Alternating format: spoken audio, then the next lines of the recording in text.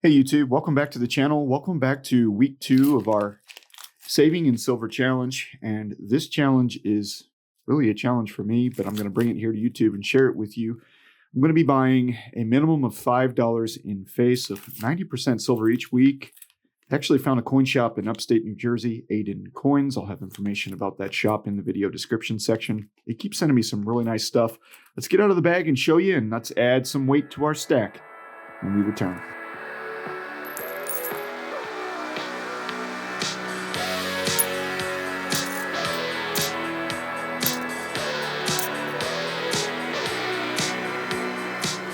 All right, welcome back. So this is my favorite part. Let's go ahead and do the dump. Ready? All right, let's get it sorted out. All right, and welcome back. So take a look at this here. It looks like this week is the week of the barbers. We got quite a few Barber dimes, a couple Barber quarters, another Barber half. Also some more Mercury dimes instead of more of the Roosevelt dimes like last week's order.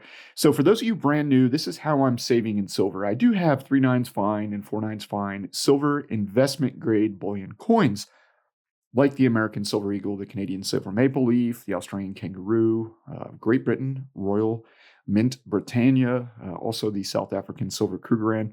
I'm also stacking gold in the 1 ounce variety, like the American Gold Eagle, American Gold Buffalo, Canadian Gold Maple Leaf, on and on. So I'm saving in many different areas, but for this particular series, we're going to be focused on what's called constitutional silver. That is circulated silver coinage from 1964 forward. We're going all the way back into the late 1800s here, back when the United States Mint would mint our circulating currency, right? We're talking about dollars and cents here, but cents because we're talking coins, out of 90% silver with a mixture of copper in the circulated coins. So these coins have 3 different categories that I really want you to pay attention to. The first is going to be the face value. So I'm buying $5 in face value per week. And when I say face value, what I mean is, let's look here. We have 1, 2, 3, 4 half dollars. Do the math. That's $2. We've got 6 quarters, so that's $1.50. So now we're at $3.50. 360, 370, 380, 390, 410, 20, 30, 40, 50, 60, 70, 80, 90, and there you go, $5. So if you were to add just the face value, what you could get taking these coins to your local grocery store here in the United States and, I don't know, trying to buy something, you'd have $5 worth of value when you talk about face value. But we know that these coins contain silver, and therefore they have melt value. And that's the other calculation that we're going to be going off with this series here. And each of these coins has a melt value that changes with the spot price of silver. Now, for the calculator, which I'll show you the beginning of this week here in just a moment, we'll go ahead and throw that up on the screen. You'll see that we started this week out with $55.50 in face value. Now, there was a change from last week. I did actually gift 2 silver Washington quarters, as well as 2 silver Roosevelt dimes to family members over the 4th of July holiday, to some kids, a niece and nephew of mine. And then I did also add weight to this calculator. So now you can see the actual weight in troy ounces of each of the particular coins that we're tracking, looking at the calculator. All right, let's move back off the calc. Oh, actually, the melt value was 1,044.03, and we started the week off with 39.75 troy ounces in weight. So let's go ahead and get to what we got. All right, so as mentioned, face value, $5 in face. We have a melt value of 1,044 and a weight of nearly 40 ounces. So let's look at what we got this week. We'll start out with the JFK, which is the only year of the 90% silver half dollar is the 1964. Now, once more, these are circulated. These were put into circulation. People use these to purchase, goods and services, right? This is part of the economy. It actually does contain 90% silver. So taking a look at our JFKs, let's go over here to our JFK stack. We have, to start this out, we have 5 of these half dollars, so we'll go ahead and add that. So that'll be number 6. Next, we'll move to our Benjamin Franklins. Now, the Benjamin Franklins, or Benjis as they're called, or Franklins, they have a lot of different nicknames. These were minted from 1948 up until 1963. Once more, a circulated half dollar. Let's try to zoom in, see if we can get a little better view. All right. So this is a 1948 So just after the Second World War here. Pretty nice. First year of mintage. 1948 was the first year of this particular silver half dollar. So once more, the guys at Aydin Coins, thank you. You continue to send me exceptional dates and coins. I'm really blown away. And that's also a big reason why we're going to continue to do this through the end of the year. And then we'll reevaluate. We'll see how well we did, see if it's popular with the subscriber base. And we'll keep going. All right, so let's go to our Walking Liberty half dollar. Now, these became before the Benjamin Franklins. So we're talking, I like to think of this time frame as a patriotic time frame for American coinage. A lot of liberty, a lot of the eagle, just kind of pictures of old Roman gods and goddesses. Not exactly sure all of the history. Plenty of you know more about the history than I do. I'm just here to stack the weight and show you the coins. So these are beautiful 90% silver half dollars. This one being a 1945. 1945. So we'll go ahead and add that to the tube. And now we're going to have a total of 7. We're going to have 7 of the Walking Liberty half dollars. Now we get to the Barber, and this one has probably the best date. I think we do have one dime that has a pretty old date on here, but this is an 1898 Barber half dollar. So these even preceded the Walking Liberties. So we had the Barbers, the Walking Liberties, the Kennedys, and then finally the JFKs for 1964 in the 90% silver variety. And then from 1965 to 1970, we did have the 40% silver John F. Kennedy half dollars. Here you can see this is in pretty good condition for a circulated coin that was minted in 1898. So, well over 100 years old now, 120 plus years old. United States of America, half dollar. There you go. So we have 2 of those in here already to 1907. So now we can add a 1898. Now a total of 3 Barber half dollars. Okay, let's move on to the quarters. So we did have 2. Let's go ahead and grab them out. Barber quarters from our previous unboxing. Both of these, one of them does not have a date, and the other one has a date of 1908. So let's see what we got this week. Okay, let's grab those Barber quarters. Here you go. Looks like we picked up a 1909 as well as a 1915 Barber quarter. Barber quarters were minted from 1892 until 1916. These are very cool, old school, constitutional silver coins. Obviously some wear, a little slicking. You're going to lose a little bit of silver with the older stuff, but fortunately all the coin shops that I work with go off of face value when calculating their buy and sell prices for 90% or constitutional or junk silver, depending on what you want to call it.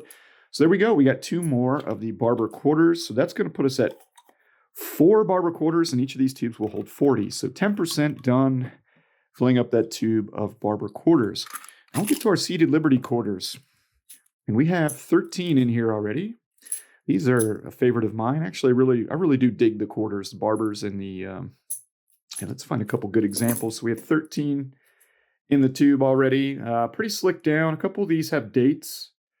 See a date of 1928. I think there's 3 or 4 of them that don't. Yeah, this one does not have a date. And we've got a 1925. So most of these do have dates. The 13 quarters that I currently have in this tube. Once more, these will hold 40, just like the Barbers and the Washingtons. And it looks like we've got 2 more this week to add to that tube. So let's go ahead and bring the camera into focus.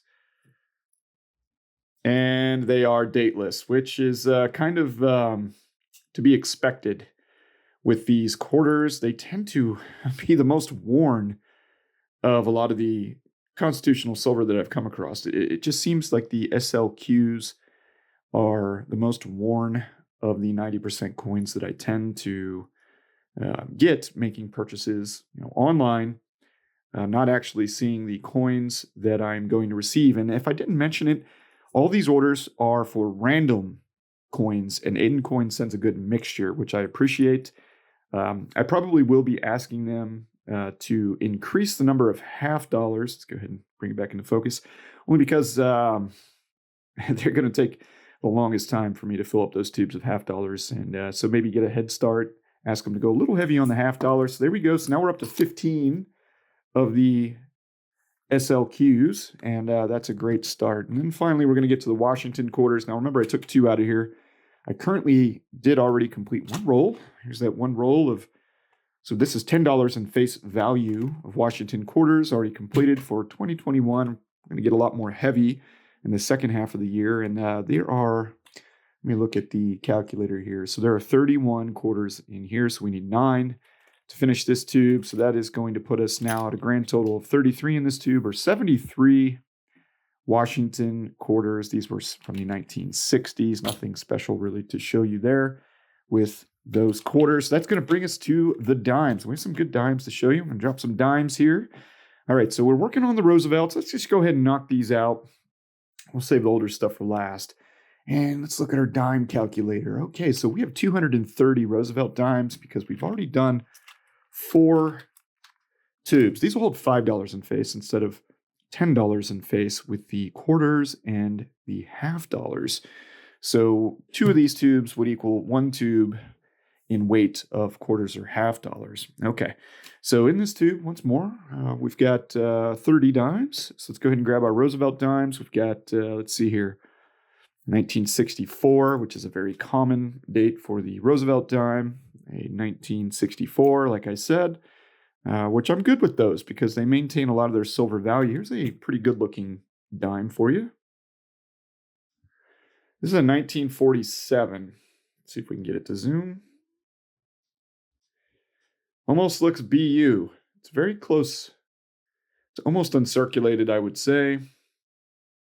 Just a dime, right? Looks like any dime you'd see today. Only this one was minted 2 years after the end of World War II. So think about that for a second, especially when you look at the age of our World War II veterans today.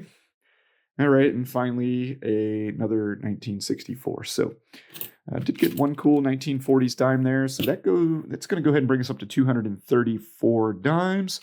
So we're sitting at 16.9 ounces of silver with our dimes. Here, let's go ahead and zoom back out a little. Put the camera back into focus. All right, so here are the dimes we have remaining. Let's get to our Mercury dimes next. So we'll grab our tube of Mercs, and we have 8 Mercury dimes in this tube. So we're really just getting started. That is a little more than a half ounce of silver. In Mercury dimes are about $15 in value. So let's take a look at what we got here. All right, starting with number 1. So we did get a 1942.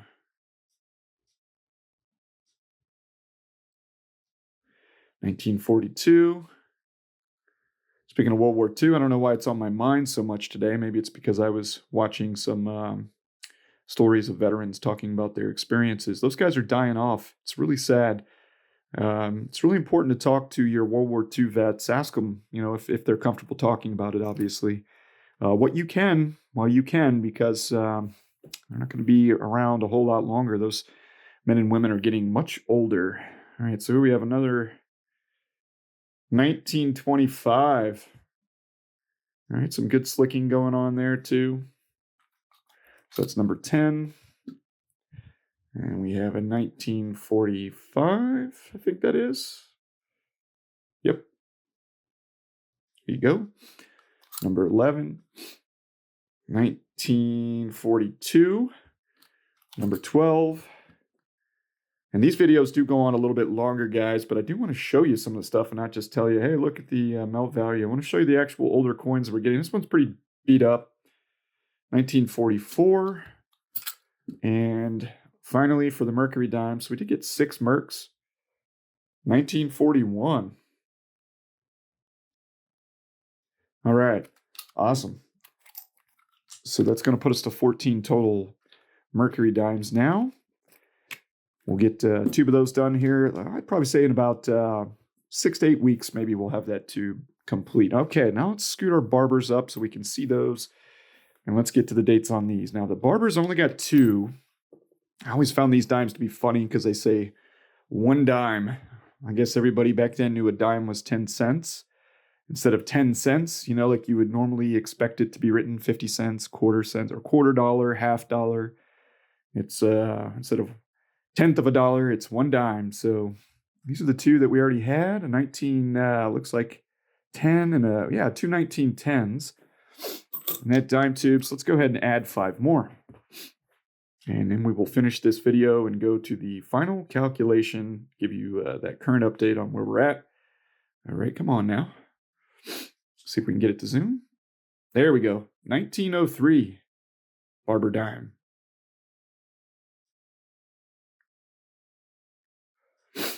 Predates the Titanic. Pretty cool. All right, got a 1902, a little bit more worn than the last one. Quite a bit more worn. And, ooh, look at this one. Pretty worn down, but an 1892. 1892. 1 dime. Barber dime. We got a, this is a good year. It's a good year for pistol lovers. The 1911. Handgun of World War II. 45 ACP. All right, so 1 dime, 1911. Good year, and we got 1 more, guys, then we'll get to the calculator. And here is the last dime and our $5 in face. And just so you know, I did order $5 more in face on Monday. Today is Tuesday, so yesterday. So next week, we'll continue on with week 3. And we'll just keep going. There you go, 1 dime. 1914. I think that was the year World War II, World War I started in Europe. So, all right, guys, let's go ahead and move back to, hit the camera again, move back to the calculator. All right, so we did get $5 more in face value. That brings our face value total up from $55.50 to $60.50. Not hard math there. With the spot price increase, spot is up 20 cents from our last video. Last video we were at $26.06. Today I used a calculation of $26.26 for silvers. Melt value, that brings our melt value up from 1,044.03 to 1,138.99, and our weight has increased from 39.75 troy ounces of silver. Keep in mind that is a approximate or estimate because we are talking about circulated silver, so that true weight is going to be lower. But once more, we're going off face value as far as the buy and sell with the local coin shops and the dealers that I work with. But our weight is now up to 43.37 ounces of 90% and 40%. So constitutional silver. And I'd like to get, it's not going to happen this year, but I'd like to get to 400 ounces of constitutional silver. And we'll talk about that more in a future video. But thanks again, guys. Thanks for tuning in. You saw some great looking coins here. We'll be back next week with our Saving in Silver series. Really appreciate you being here. Please do hit that thumbs up button if you haven't already. And also consider subscribing to the channel. You too can build weight in silver. Build a physical, tangible savings account in silver outside of the financial system. It's pretty easy to do. Check out the video description section once more for more information on Aydin Coins. Full disclosure, I am not affiliated with them. I just buy from them and they send me nice stuff. There is no partnership or any kind of cash changing hands. I'm paying the prices that are advertised online, and they just obviously appreciate me mentioning their shop. So it's kind of a win-win for us both. Hopefully they'll continue to send us some real nice constitutional silver. Thanks again, all. We'll see you soon on our next video.